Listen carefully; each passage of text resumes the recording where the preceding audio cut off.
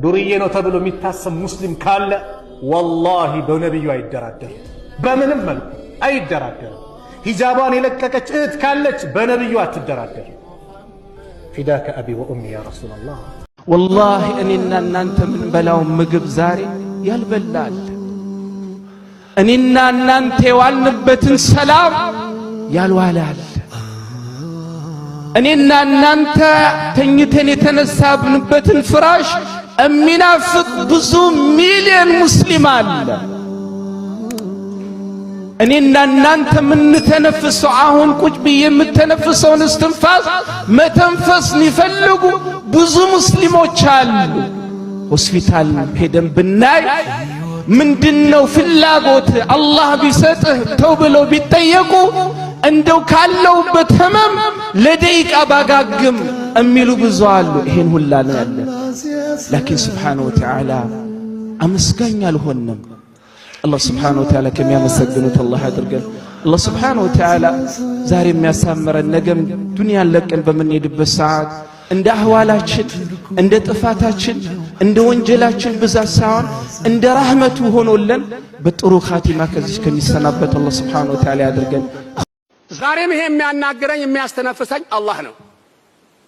እኛ ግን የሃይማኖት አባት ተብለን በእኛ ጊዜ ይሄንን የተንኮል ጭረት ሲመጣ ፈጣሪያችን ለምነን ሊመልስልን አይችልም? እስቲ አይችልም ወይ? አረሲያ ተንፋሽ አቅቷቸዋል። ሸር አለብን መሰለኝ። እስቲ ፈጣሪያችን አልቅሰን ከለመነው አይመለስም? አይመለስም ወይ? ኧረ እባካችሁ የነዚህ ይሄ የለማ ይሄ እድገት ያለው ነገር የሃይማኖት አባቶች እንበርታ፣ እንነሳ።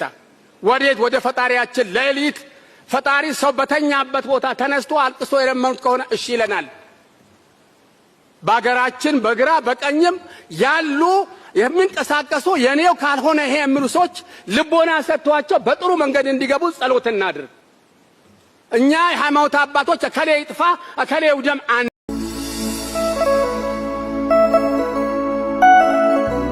24 ዓመት የነበረ ትዳር የፈረሰ ትዳር አውቃለሁ። ልጅቱ በጣም ሳቢር ልጅ ናት። ባሏ ሱስ ነበረበት ምናምን ሀያቱን ተሸክመዋለች። 20 ዓመት ላይ ግን ፈነዳች። በቃ ስታቆም አቆመች። ቤተሰቦቿም ደነገጡ። አባቷ ነበር ሽምግልና የጠሩኝ ረህመቱላህ ዐለይሂ ሞተዋል። እና እንደው እባክህ አናግራት አሉ። አንድ ቀን መታ ብትነግረን አሉ። ከዛ በፊት መታ ከሳ አታውቅም ስለባሏ መጥፎነት። አንድ መጥፎ ነገር ሰምተን ሳናቅ እንዴት ብላ ልክ ደግሞ የዚህ አይነት ውሳኔ ስትወስን እሱ ተቀየረ፣ ተውበት አደረገ፣ ሀያት ተለወጠ።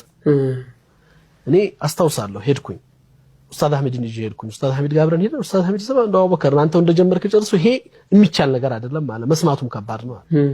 ሁለተኛው ቀን ሳናግራት ምን አለች ልጅቱ? ኡስታዝ አለች እኔ አንተን አከብራለሁ፣ በቃ ቤተሰቦቼም ይሄን ይፈልጋሉ፣ ተመለሽ ካልከኝ እመለሳለሁ፣ ከዚህ በኋላ ግን ሚስት አልሆነም ሰራተኛ ካልሆነ አለች። ፍጹም ከህይወት ወጣ። የመነጋገር ልምድ አለመኖር ተተራኩም የሆነ ተጠራቅሞ ፍጹም ሚስት አልሆነም ሰራተኛ ሆነዋል አለች።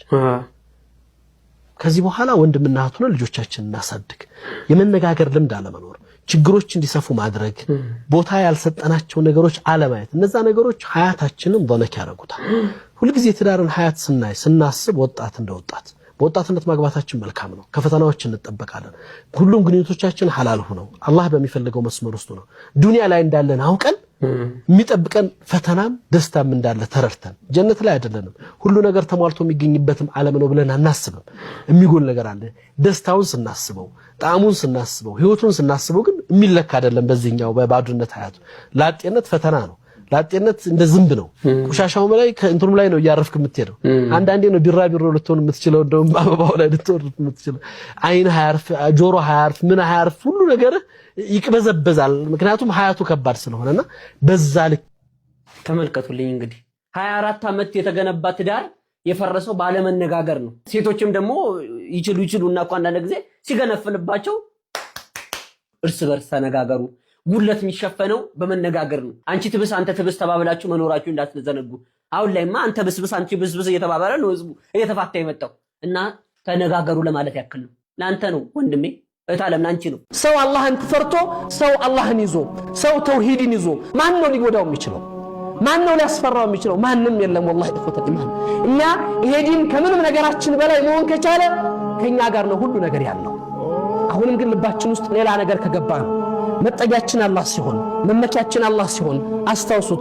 ነብዩላህ ዩኑስ في بطن ሁት ገብተው حسبي الله ونعم الوكيل ነው ያሉት። ሰይድና ሙሳ ቀውማቸውን ከፊርዓውን ሲያወጡ حسبي الله ونعم الوكيل ነው ያሉት። የነብዩ ሰለላሁ ዐለይሂ ወሰለም እና ባለደረቦቻቸው ሰው ሲሰባሰብ ቁጥሩ ሲሰፋ ኃይሉ ሲደረጅ حسبنا الله ونعم الوكيل ነው መልእክታቸው።